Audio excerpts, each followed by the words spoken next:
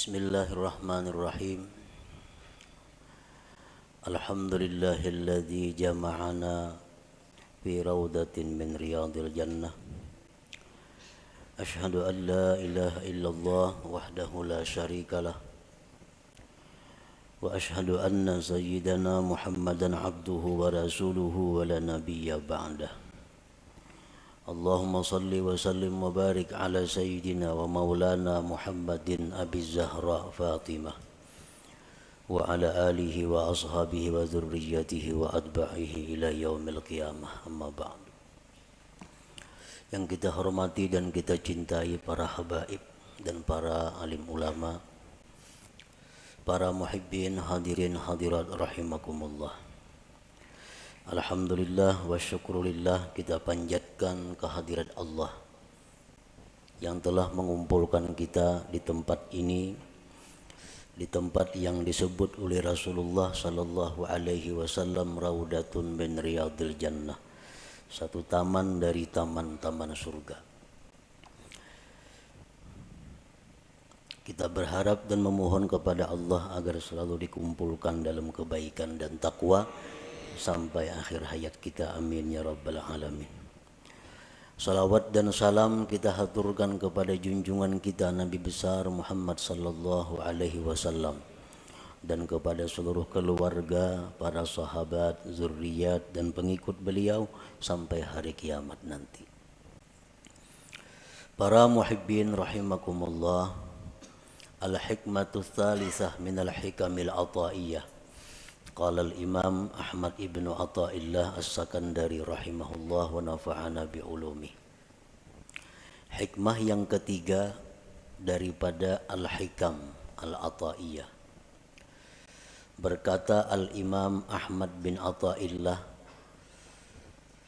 rahimahullah wa nafa'ana bi'ulumi, sawabiqul himam la takhriku aswaral aqdar. Sawabiqul himam la takhriku aswaral aqdar. Artinya keinginan yang cepat, himmah yang kencang tidak akan bisa menembus pagar takdir Allah Subhanahu wa ta'ala.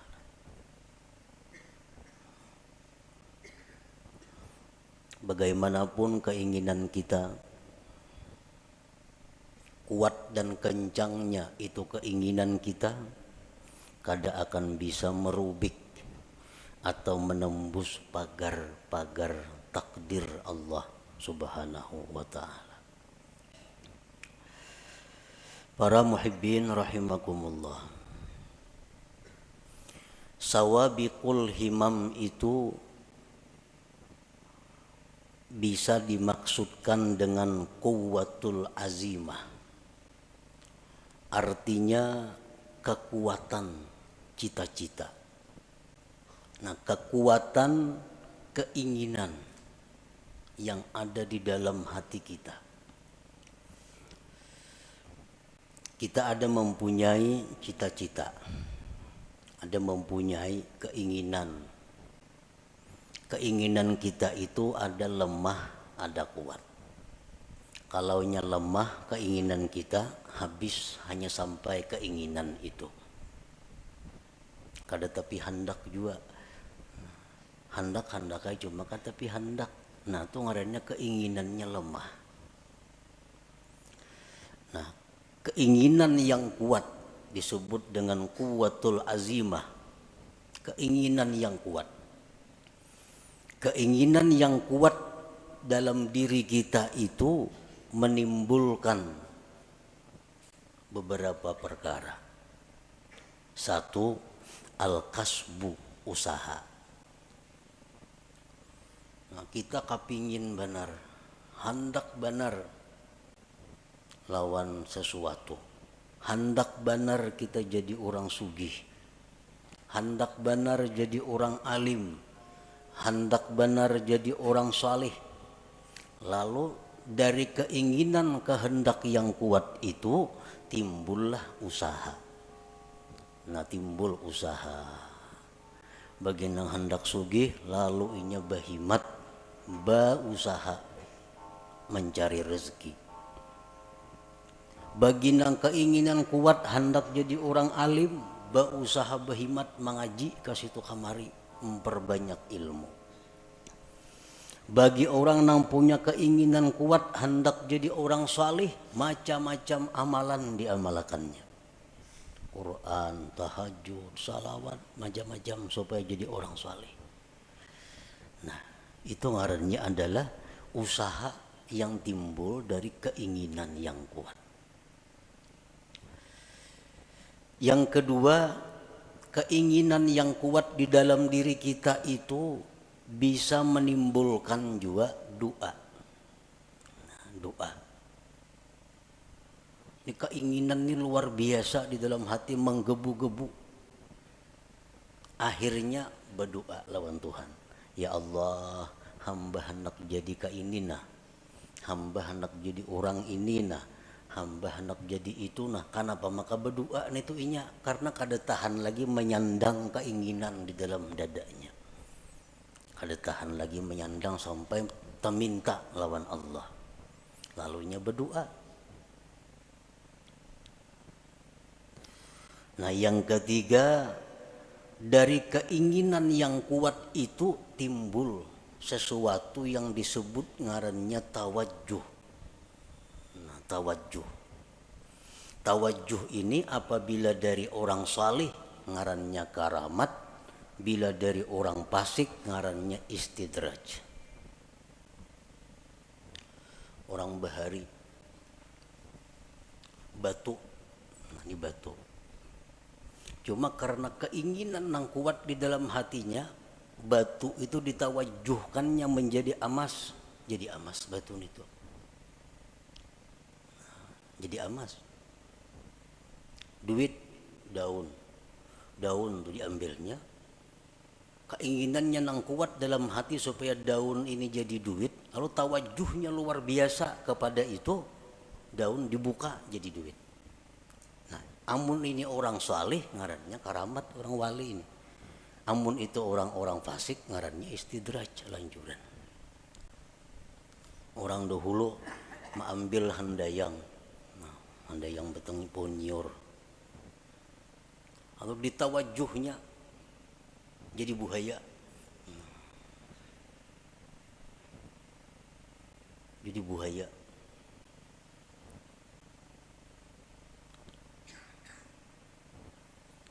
Kenapa bisa jadi buaya? Maka handayang nyiur. Karena ini orang punya keinginan kuat di dalam hatinya supaya jadi buaya, lalu timbul tawajuh yang kuat, nah jadi buaya. Nah, jadi 3 macam itu usaha tadi, doa atau tawajuh itu berasal dari kekuatan cita-cita di dalam hati kita. Nah, kekuatan cita-cita di dalam hati kita yang menimbulkan usaha atau menimbulkan doa atau menimbulkan tawajuh tadi. La yahsulu kullun minha idza aradal aqdar. Semuanya itu kada akan berhasil apabila berlawanan dengan takdir Allah. Bila mana berlawanan dengan takdir Allah. Cita-citanya kuat, hendak jadi orang sugih. Lalu inya berusaha, macam-macam buka usaha. Kalau takdirnya orang ini jadi miskin, usahanya selalu gagal. Kayak apa aja kuatnya keinginan kita, kayak apa aja usaha kita itu banyaknya, kada akan bisa menembus pagar takdir Allah. Kalau sudah kita ditakdirkan jadi orang miskin, kada kawa. Usaha apa aja dijalankan, kada mau cucuk, kada mau berhasil. Siang, malam buka usaha, macam-macam cabang usaha. nya kehendakan jadi orang sugih kada kawa. Kalau kada didukung, diperintah, disesuaikan dengan takdir Allah Subhanahu wa taala. Nah, itu salah satu maksud tadi, sawabikul himam la takhriqu aswaral aqdar. Doa, cita-cita nang kuat di dalam hati, akhirnya berdoa, saling panjangan doa, tetangis-tangis berdoa. Tapi kalau takdir kada mendukung, doa kada akan jadi apa-apa. Doa kada akan diterima, doa kada akan berhasil apabila berlawanan dengan takdir Allah. Kita ditakdirakan sakit, semalaman kita berdoa supaya sehat, kan mau kabul doa karena takdir sudah berdahulu. Belum kita berdoa sudah ada takdir kita sakit.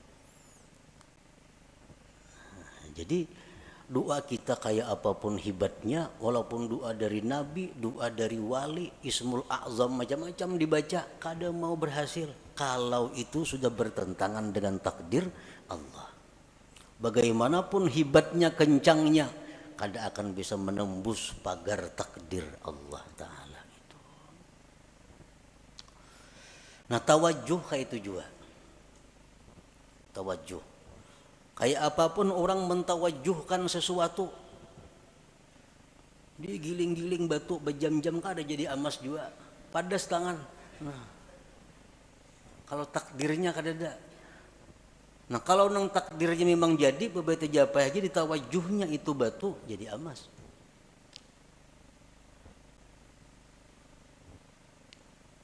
Jadi usaha, doa, tawajuh, la yahsulu kullun minha, tidaklah berhasil seluruhnya itu idza aradal aqdar, bila bertentangan dengan takdir Allah Subhanahu wa taala.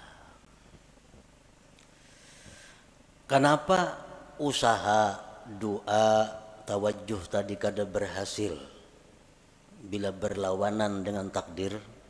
Li'annaha min jumlatil asbab. Karena itu usaha, doa, tawajuh itu termasuk bagian daripada asbab itu. Bagian dari sebab. Wal asbab la tu'athir, asbab itu kada memberi bekas. Nah, asbab memang kada memberi bekas. Doa misal, kita berdoa kabul, pandirannya benar aja kabul tuh, kisahnya kabul. Padahal memang takdir Tuhan.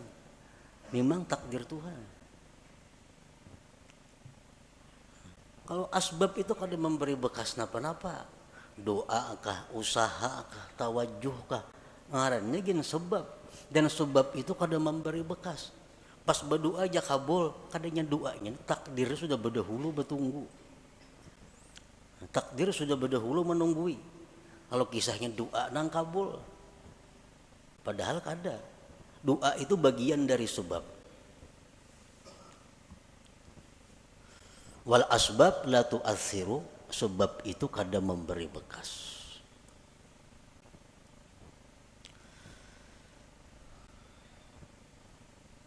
Kalau sebab itu kada memberi bekas, nang apa gunanya? Sebab tuh kada memberi bekas, nang apa gunanya? Nah, dari satu sisi atau beberapa sisi, sebab itu bisa dicontohkan dengan khadam. Khadam. As-sabab khadamul aqdar. Sebab itu adalah merupakan pembantu takdir. Sebab itu pembantunya takdir. Nangaran pembantu apa kekuatannya ada? Pembantu musibati lambung, mun patuarannya kada mengijinakan kada kawa. Pembantu kada daya. Berangkat, boleh, angkat ini, angkat, turunakan ini, turun. Pembantu. Nah, as-sabab itu khadamul aqdar. Khadamnya takdir. Dan nangaran khadam ini diupah. Bila baik diganjar pahala, bila jahat diganjar dosa. Nah, jadi itulah adanya sebab ini hanya untuk menimbulkan ganjaran. Kalau mempengaruhi sebab kada ada sama sekali. Kada ada mempengaruhi apa-apa. Cuma hanya maulah upah, maulah ganjaran.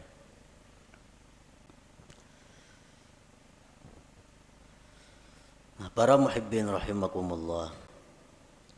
Faman ya'taqada annal asbab tu'athir fahuwa kafir. Siapa yang mengiktikadkan dalam hatinya bahwa asbab itu memberi bekas, maka dia kafir. Mengiktikadkan di dalam hati artinya meyakini bahwa sebab itu memberi bekas, maka dia kafir. Mbahku doakannya lo gila aja. Kehati-hatinya kah itu, makanya doa aku lo gila. Kayak doa itu menggila akan inya sampai ke dalam hatinya meyakini bahwa gara-gara doa inya jadi gila. Nah, ini kafir. Karena menganggap doa itu memberi bekas, padahal doa bagian daripada sebab.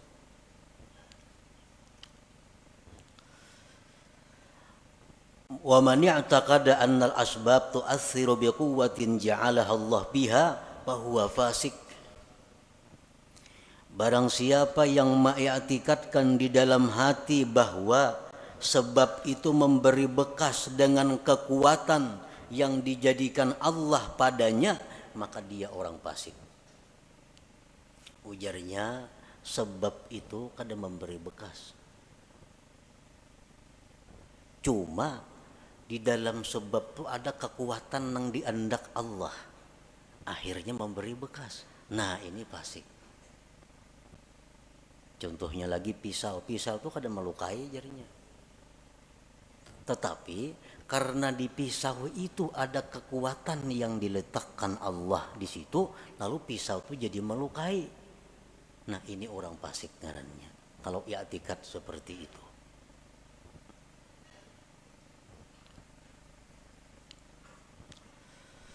Wa man ya'taqada annal asbab la tu'assiru wal mu'assiru huwallahu wahdah lakin mata wujidatil musabbabat fahuwa jahil. Dan siapa yang mengiktikadkan bahwa sebab itu tidak memberi bekas, yang memberi bekas itu hanyalah Allah semata. Tetapi apabila ada sebab maka ada musabbab, maka itu orang namanya jahil. Jahil. Ujarnya, sebab itu kada memberi bekas. Nang memberi bekas itu Allah wahdah, Allah semata. Tetapi jarnya bila ada sebab ada musabbab. Nah, ini orang jahil. Api itu kada membakar. Nang membakar itu jarnya adalah Allah. Kalau api itu kada memberi bekas, yang memberi bekas itu Allah. Tetapi jadi bila tagatuk api pasti luyuh. Nah, itu orang jahil ngarannya. Ini orang jahil. Banyaknya orang yang dibakar api kada luyuh. Nabi Ibrahim contohnya. Karena api dalam api kada sing luyuhan, kedinginan lagi sidin. Nah, ini menunjukkan bahwa ada sebab belum tentu ada musabbab. Wa man i'taqada annal asbab la tu'athir wal mu'athir wallahu wahdah wujudus sabab la yulazimu wujudal musabbab fahuwa muwahhid. Siapa yang mengiktikadkan di dalam hatinya bahwa sebab itu tidak memberi bekas, yang memberi bekas itu hanyalah Allah semata, adanya sebab belum tentu adanya musabbab, maka itulah orang yang bertauhid sebenarnya.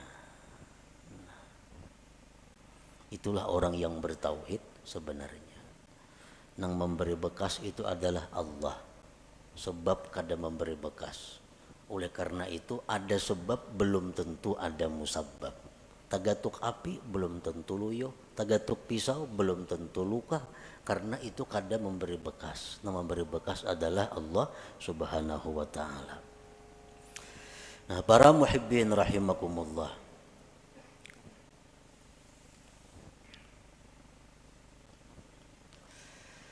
Jadi termasuk di antara sebab tadi adalah al-kasbu, usaha. Usaha itu sebab. Yang kedua doa, doa itu sebab. Yang ketiga tawajjuh, tawajjuh itu pun ngarannya sebab. Oleh karena itu banyak usaha kita nang kada berhasil, banyak doa kita nang kada terwujud, banyak tawajjuh orang-orang nang gagal. Kenapa? Karena bertentangan, kada didukung oleh takdir Allah Subhanahu wa ta'ala. Nah, di dalam masalah usaha tadi, manusia terbagi 4 golongan dalam usaha. Yang pertama, may yarar rizqa minallahi ta'ala wa minal kasbi. Ada orang yang melihat atau meyakini rezeki itu dari Allah dan dari usaha. Ini meyakini rezeki itu dari Allah dan dari usahanya. Gabungan dua itu datanglah rezeki. Bahwa musyrik, maka ini orang ngarannya musyrik, menyekutukan Allah. Bujurai rezeki daripada Allah. Mau kada berusaha, mana datang duit?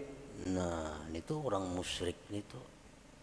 Kada boleh dietikatkan dalam hati. Tahu rezeki daripada Tuhan. Mau kada buka toko, mana datang duit? Dia orang tua rajin itu. Model menasihati anak kada tahu salah seorangnya. Nasihat nang salah. Anak dilajari syirik.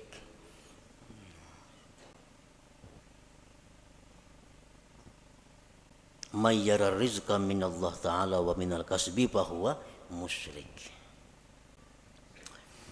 Yang kedua, may yara rizqa minallahi ta'ala wa la yadri ayyu'tihi amla fahuwa syakkun munafik. Orang yang melihat atau meyakini rezeki dari Allah, dia sudah tahu rezeki dari Allah, kada daripada yang lain. Rezeki dari Allah. Cuma inya kada tahu. Aku ini diberi Tuhan kah kada kah? Bujur aja rezeki dari Allah. Cuma aku ini adakah jatah kada adakah? Nah, ini orang munafik ngarannya.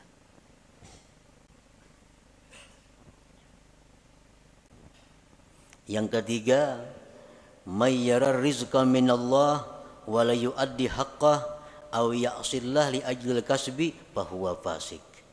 Orang yang mengetikatkan bahwa rezeki itu semata-mata daripada Allah, tetapi dia kadang menunaikan hak hartanya, atau dia maksiat kepada Allah karena menjalankan usahanya, bahwa fasik, maka ini orang fasik ngarannya. Bujur ya, hatinya bulat, rezeki dari Allah, bukan dari yang lain-lain, tapi usahanya ramak rampuk, haram ia jua, nang halal mau jua, usahanya berdusta mau jua, zakat memotong mau jua. Nah, ini orang fasik ngarannya. Yang keempat, may yara rizqa minallah wahdah wa akhraja haqqahu wa la ya'sillah li ajlil kasbi fahuwa mu'minun mukhlis.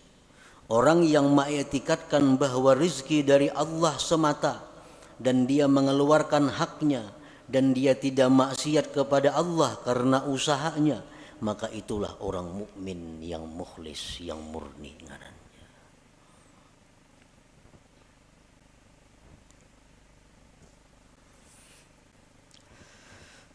Para muhibbin rahimakumullah. Rasulullah sallallahu alaihi wasallam bersabda, beliau mengkhabarkan tentang iman. Antu'mina billah wa malaikatihi wa kutubihi wa rusulihi wal yaumil akhir wa tu'mina bil qadari khairihi wa syarrihi. Ujar Nabi, iman itu adalah kamu beriman dengan Allah. Allah mempunyai sifat 20 yang wajib, 20 yang mustahil, 1 yang harus. Nang nyaman kayak itu aja.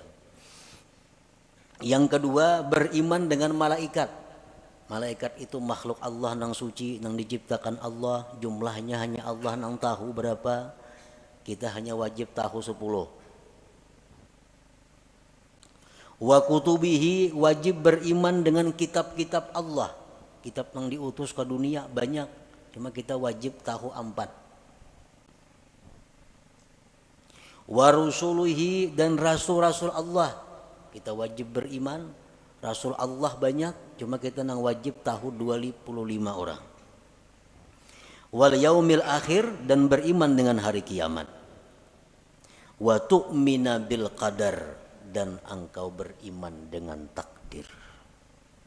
Khairihi wa syarrihi, baik takdir itu takdir kebaikan atau takdir yang jahat. Kita wajib beriman bahwa semuanya itu adalah ditakdirkan oleh Allah Subhanahu wa ta'ala. Nah, oleh para ulama dijelaskan bahwa kita beriman dengan takdir itu mengandung 4 hal. Kita beriman dengan takdir Allah. Beriman dengan takdir, percaya dengan takdir, itu terdiri dari 4 hal. Yang pertama, yajibu alaika an tu'mina anna wuqu'al asya tabaqan li ilmillahil azali biha. Wajib atas engkau bahwa engkau beriman bahwa terjadinya sesuatu itu sesuai dengan ilmu Allah yang azali. Apakah napa kanang kejadian nih? Baik diri kita, baik orang lain, baik alam semesta, apapun kejadian ini itu sesuai dengan apa yang diketahui Allah. Sesuai dengan apa yang diputuskan oleh Allah pada masa azali. Sedikit pun kadada sesuatu yang kada sepengetahuan Allah.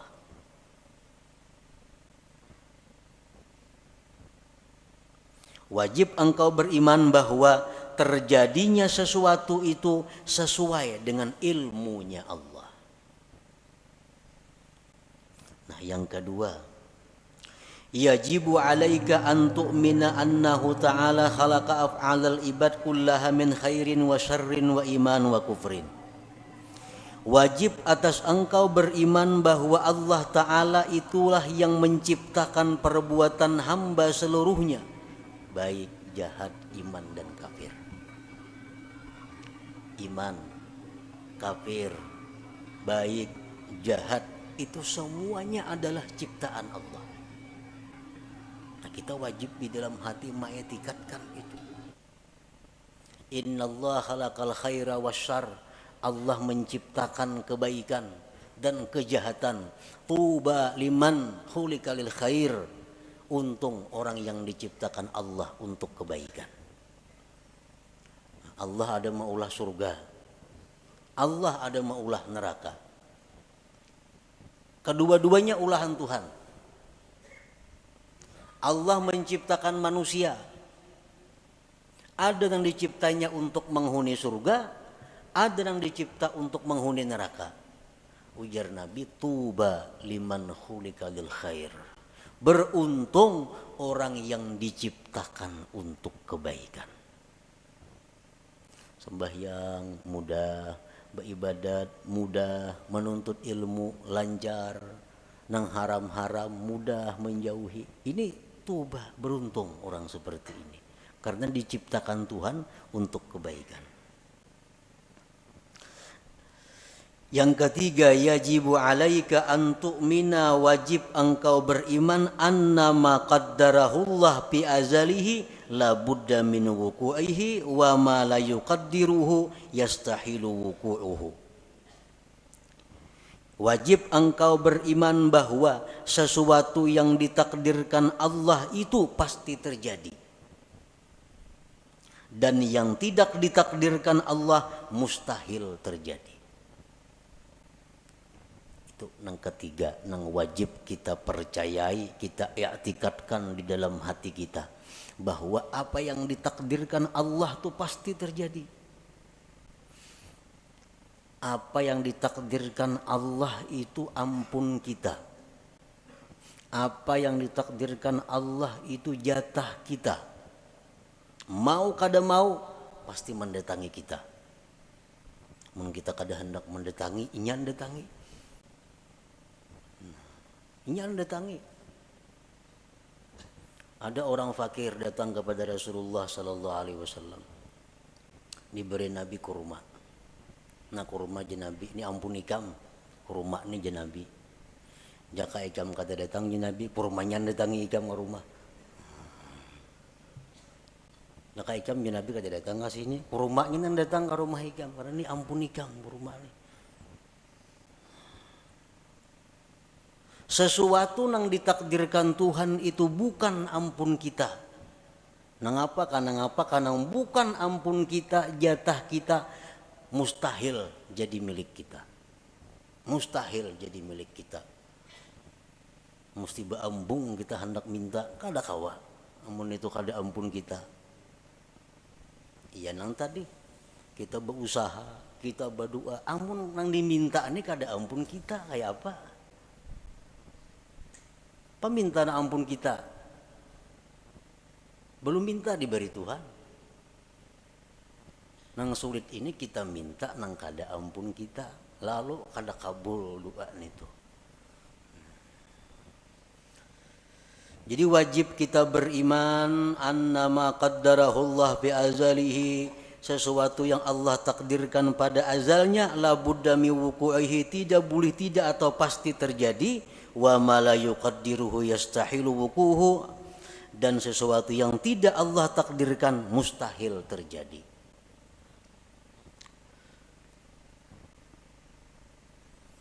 Rasulullah SAW menasihati kita, khususnya sidin menasihati orang-orang yang tamak, orang-orang yang di dalam hatinya menggebu-gebu mengepung dunia. Ujar Nabi, ajmilu fit talab. Ujar Nabi, ajmilu fit talab artinya apa? Elok-eloklah mencari rezeki itu. Baik-baik mencari rezeki itu. Kenapa sebabnya? Karena ampun ikam tuh pasti tak ikam juga. Amun tuh memang ampun ikam, tak ikam juga datangnya. Amunnya kada betah dapat. Karena tuh kada ampun ikam. Nah, jadi bercari bujur-bujur nang salah.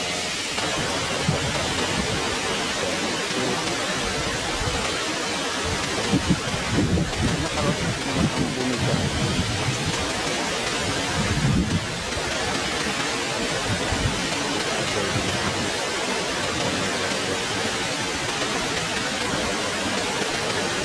sarabtahu anni. Ini doa yang sangat pendek tetapi mantap. Allahumma srib qalbi amma sarabtahu anni. Artinya apa? Ya Allah, palingkan hatiku. Jangan menoleh artinya. Ya Allah, palingkan hatiku. Jangan menoleh, jangan menghendaki, jangan mengingini. Ma sarabtahu anni, sesuatu yang memang bukan jatahku. Jadi amun itu tuh kada ada jatah seorang, jangan ada hendak hati ini. Nang kali ini hendak pas kada ada jatahnya kalau sakit hati. Nah, hendak lawan itu apa? Bukan jatah kita. Nah, jadi Allahumma srib qalbi amma sarabtahu anni. Ya Allah, palingkanlah hatiku dari sesuatu yang telah kamu palingkan dia daripadaku.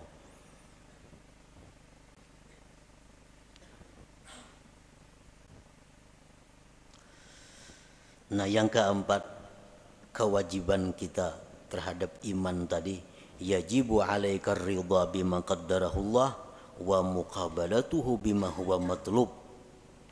Wajib atas engkau ridha dengan yang ditakdirkan Allah dan membetulinya, menyikapinya dengan sesuatu yang dituntut. Karena kita setiap hari ini selalu dihujani oleh takdir. Kada henti-hentinya. Sedetik pun kada lepas daripada takdir. Dan takdir yang kita terima dari Allah ini kada lepas daripada empat macam. Yang pertama nikmat. Adalah kita nang lepas daripada nikmat hari-hari. Orang dalam penjara itu dia ada nikmatnya. Nikmat. Yang kedua bala. Setiap hari kita pasti menerima bala. Yang ketiga taat. Taat kepada Allah. Yang keempat maksiat. Nah, ini takdir Allah yang selalu datang kepada kita. Kita ditakdirkan dapat nikmat, ditakdirkan dapat bala, ditakdirkan kawa melakukan taat, ditakdirkan melakukan maksiat. Nah, kita wajib ridha dan menyikapinya dengan sesuatu yang dituntut. Kita hari ini dapat nikmat dari Allah. Karena takdirnya demikian, kita wajib ridha. Membetulinya adalah syukur. Jadi setiap hari kita kada bersyukur. Setiap hari kada bersyukur. Karena itu yang dituntut Allah kepada kita, membetuli nikmat yang diterima. Takdir nikmat ini selalu ada kepada kita. Jadi syukur. Yang kedua bala. Bala itu selalu ada. Wajib kita ridha dengan bala itu. Dan menyikapinya bisabri alaih, dengan sabar atasnya. Nah, jadi sabar ini wajib juga setiap hari kita lakukan. Yang ketiga taat. Kita melakukan taat, kita ridha. Ditakdirkan Allah melakukan taat. Dan kita wajib zikrul minnah. Kita wajib mengingat jasa Allah, nikmat Allah, pemberian Allah, pertolongan Allah kepada kita. Jadi kita berbuat taat itu yang kita ingat apa? Taufik Allah. Karena taufik Allah kita mampu berbuat taat ini. Nah, kita berbuat taat,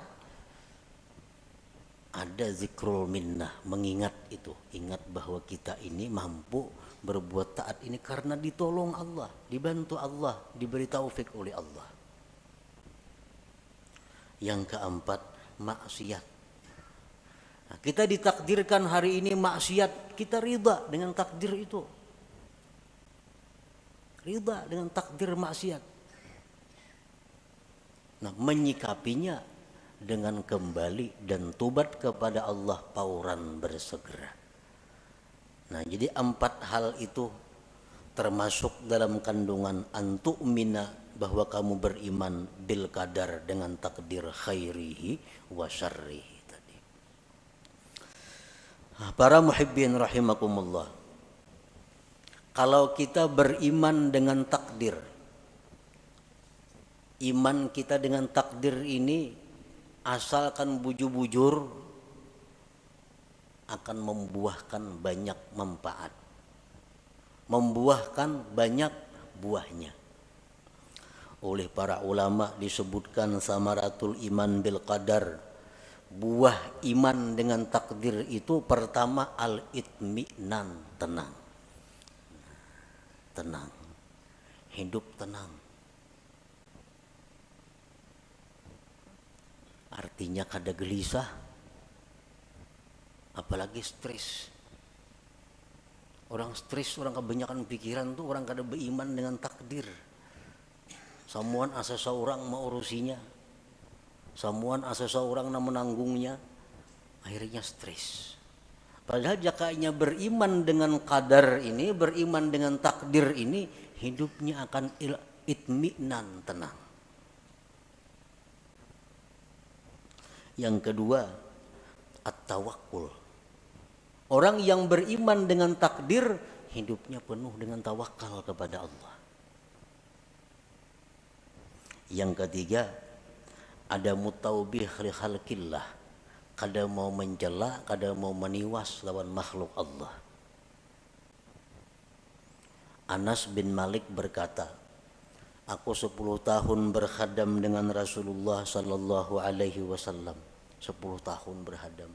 Kada pernah Nabi itu meniwas aku. Kan apa ikam kayak ini? Maka aku suruh jangan. Nah, kada mau Nabi kayak itu. Kada pernah Nabi berkata, kan apa ikam kayak itu? Maka aku tangati. Nah,